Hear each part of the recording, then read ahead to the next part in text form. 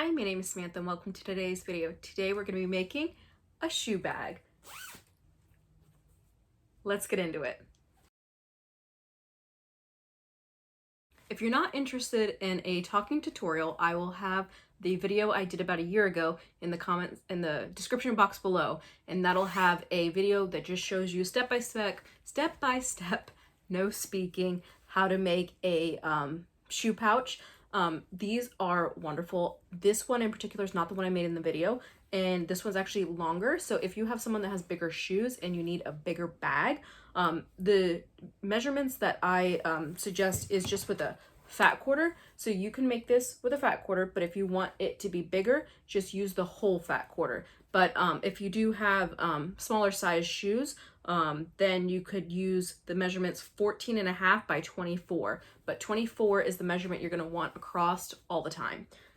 This one is made just like fat quarter size, so it's taller and can accommodate larger shoes like men's shoes.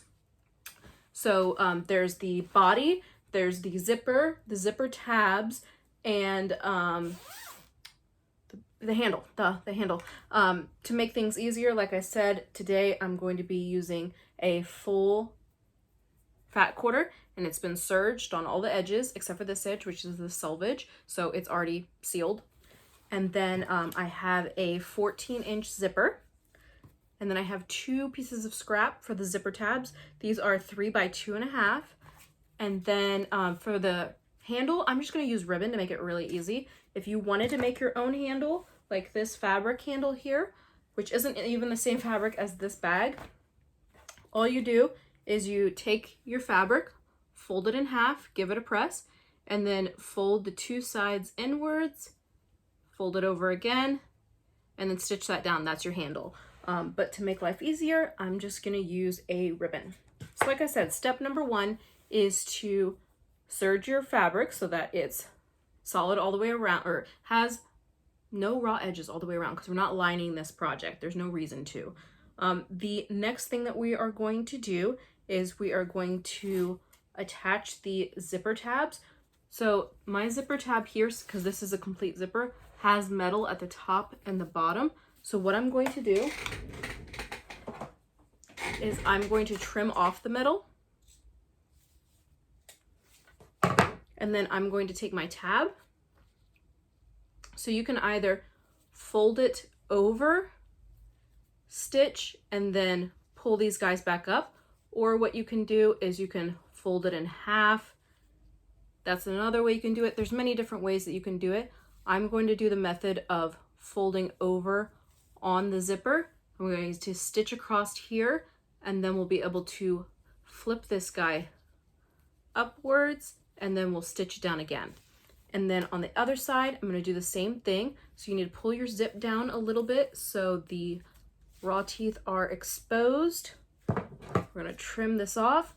The top part is definitely a little trickier because the pieces are loose, so you're going to want to make sure that they are tighter together. And I'm just going to go back and forth a bunch of times on this. And you want to make sure that your zipper tab goes past your zipper so that we can trim it off in the next step. Instead of clipping, something you can do is you can just stitch the top of your zipper together so that it won't fall apart when you're adding the tabs. Here's what it looks like when you do the first row of stitches. I did mine too high the first time and didn't even catch the zipper, so I had to do it again.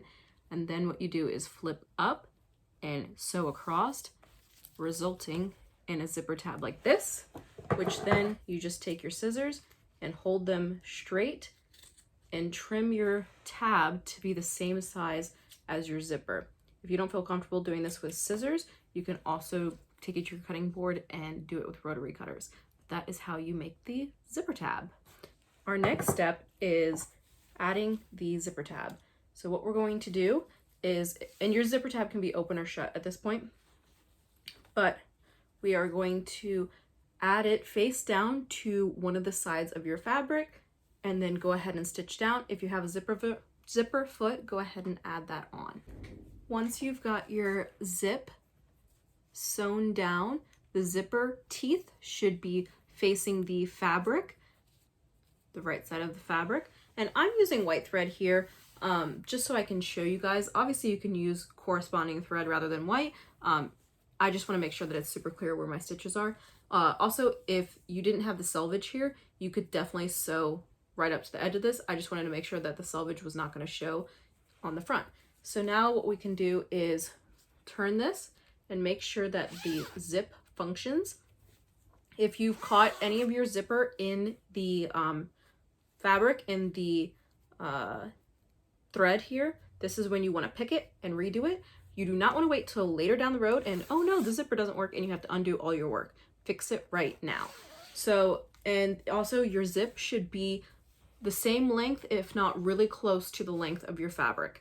The next thing we're going to do is fold it down here. You can take it to the iron if you want. Just know that your zipper is likely plastic. So if you do put your iron on your zipper, you're going to melt it and you're not going to be happy. So either don't iron it and just finger press it, or be very careful and don't get near the teeth. But we're going to go ahead and do some top stitching so you can increase your stitch length and do some top stitching along the edge right here. Top stitching complete. And the top stitching serves two purposes. One, it keeps the fabric away from the zipper, and two, it just adds a pretty touch. So the next thing we're going to do, again, zipper teeth. Oh my goodness, I cannot speak today. I apologize. Zipper teeth straight down against the fabric, and we are going to match up to the other side, lower our stitch length again, zipper foot, and stitch the other side of the zipper down. We've got the next side stitched down, and of course I didn't listen to my own statement and I didn't decrease the stitch length, but it's not the end of the world. We're going to turn this right side out, and then you're probably going to need to unzip it to gain access, but we're going to top stitch the other side of the zipper. Once again, if your zipper doesn't work, fix it right now. The top of the zipper tabs are not sealed. They do have a raw edge. However, that is not a large concern of mine. If you wanted to have serged these, you definitely could, but I don't think it's that big of a deal. It's just a little tiny piece of fabric. This project is coming along beautifully. And like I said, check your zip, make sure it works. Our next step, we are going to add the handle. So what I want you to do first is mark your centers. So take your front piece like this. You can either clip, sorry, it's so loud. You can either clip, put a pin. You can use a friction pen to make a mark. Whatever you want to do, just give yourself a mark so you know where the center is, both the top and the bottom. This is going to play a hand in the next couple steps. So we're just going to mark the centers. For the handle, we need 10 inches. Like I said, if you wanted to do the fabric, you definitely could. I'm just going to use ribbon. 10 inches of ribbon cut. Now, what I like to do to attach the handles is lay my project either on a ruler or lay it on my cutting mat, and then center up your project on whatever line, it doesn't matter. And then you're going to take your ribbon and you're going to put it 1 inch out from the center. So there's my center line. I'm going to put it 1 inch out, 1 inch out, and then I need clips. So we have it centered, and then can you see that each of the handles are 1 inch out? So the center's on the 6, and then we have each handle, one on the 5, one on the 7. That's what I mean by inch out. Obviously you can do whatever feels comfortable for you, but that's how I like to do it. Now I'm just going to stitch the handle down just to the front side. And this is obviously on the top. We are almost done. So we have the handle attached, the zip attached. Now what we need to do is unzip. This is very important, unzip it. So you unzip it and then flip it right side out, because now we're going to start sealing things shut. Make sure your handle is within your fabric. You don't want it to be caught up with the stitches we're going to do. But you're going to want to, those marks you did for the center, make sure that your project is center aligned once again. So center.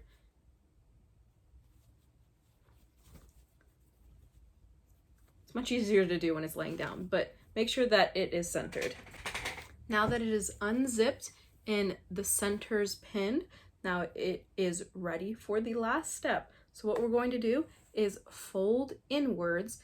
This fold right here should be 2 inches. Fold the top, fold the bottom. And like I said, I like to use either the ruler or the grid, and I will just take this, I'm so sorry, take this and fold it over 2 inches like that, and we're going to pin. Do this to all 4. Now that we have all 4 sides pinned, you're gonna think, oh, this is looking so tiny, this isn't gonna work. This is the magic of the fold. So make sure that you have your all of your edges as even as possible, and then you're going to want to make sure that you stitch low enough to catch everything. So my lowest point is the zipper tab right here, so I'm going to make sure that I stitch low enough to catch that. Also on the top here, on both sides, make sure that you catch whatever your lowest point is so that it's all flush and inside the inside of the pouch. Now that we've got our stitch on the top and the bottom, and if you wanted to reinforce, the place you would want to reinforce is on the tabs, because that's going to get the most wear and tear when this pouch is open and closed. And you do not want to trim these corners, because then you're going to lose your serged edges. Granted, you could wait until this step to serge them. However, then how would you serge the edge caught in the zipper? And I don't want to pull out my serger twice personally for a project, so that is why I serge it all at the beginning. Plus, this is meant to be a quick and easy project. Don't throw pins at yourself. Quick and easy project. So we're going to turn this right side out. These can be customized. Oh my goodness. Again, I did not listen to my own warning and my handle got caught. I will fix that. So I need to unpick it, but I want to show you guys the finished product here.